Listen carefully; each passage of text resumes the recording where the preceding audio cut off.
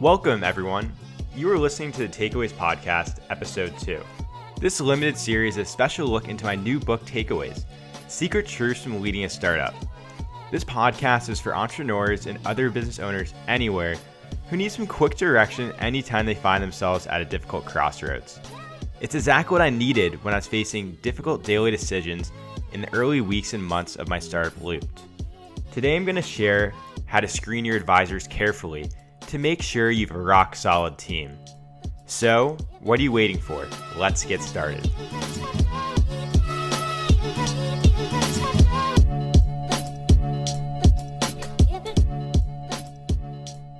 Good advisors are the key to success, but choosing them is a challenge. I quickly discovered that in the Silicon Valley, there is no shortage of people who want to be mentors. They are fellow entrepreneurs, angels, and institutional investors, venture capitalists, corporate executives, lawyers, consultants, engineers, accountants, and academics, only to name a few. Every pitch day, incubator, meetup, workshop, or after-hour party is potential introduction to a key relationship. Friends and family make connecting, and even distant acquaintances can offer beneficial networking opportunities. When you are launching a new business, everyone wants to be your friend. They can't resist the allure of the next big idea, the next Mark Zuckerberg, and being connected to the person who had it. Like entrepreneur groupies, everyone is hoping that you might be the next Steve Jobs or even Elon Musk. So, how do you sift through the crowd and find quality advisors? Create a filter and screen diligently. As you build your presence by networking and sharing your idea, look for reputable people.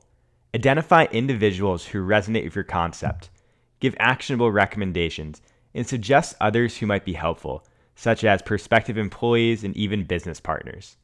In my experience, launching a startup makes you vulnerable, and you must develop strong radar for authenticity.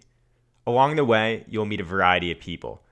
Some are delightfully supportive with truly valuable insights. Others are overly inquisitive with unclear motives.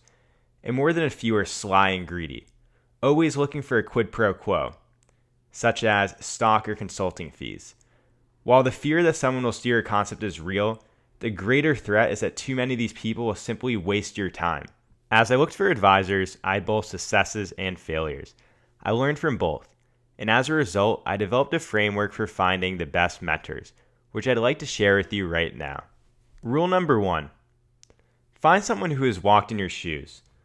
I met Steve Eidelman, one of the co-founders of Whistle, through some business acquaintances. Steve's company created a smart dog wearable and data analytics company, and his expertise and experiences had been invaluable to me. From launching a company to daily operations and ultimate merger and acquisition, Steve has helped me form and run my own business and has saved me from more than a few pitfalls, to name a few. A few years ago, he recommended Jim Camp's excellent book, Start With No, the negotiating tools that pros don't want you to know. Steve used a strategy from this book during Whistle's successful sale to a large multinational pet food company, and I took a similar approach during my own M&A discussions. Rule number 2, find someone who aligns with your vision. When we hired the brilliant Duppy Proctor to help consult on developing our firmware, software running on our badges, we could not have predicted his genuine interest in Looped. His excitement and shared vision were a happy accident for our business as a whole.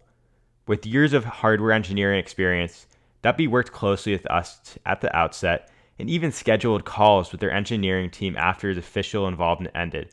In many ways, he served as our unofficial CTO. Rule number 3, find someone who offers blunt honesty. Because Mark Goldstein served as startup portfolio advisor to Mark Benioff, CEO of Salesforce and one of our major investors, he helped evaluate our business trajectory at critical moments. In early 2016, he offered key insights about whether to raise funds or to plan for our exit. With his knowledge of other Silicon Valley and San Francisco startups, and years of personal experience operating companies of all sizes, Mark serves as a fantastic sparring partner. He quickly shot down bloated ideas and enthusiastically supported grounded ones. Before I had strong filters, I experienced some negative experiences with advisors. I'm omitting names for the sake of privacy, but the challenges are worth sharing. There's two examples I'd like to share with you. Number 1. Avoid advisors with ulterior motives. I met a former academic with impressive credentials at an event where she was a speaker.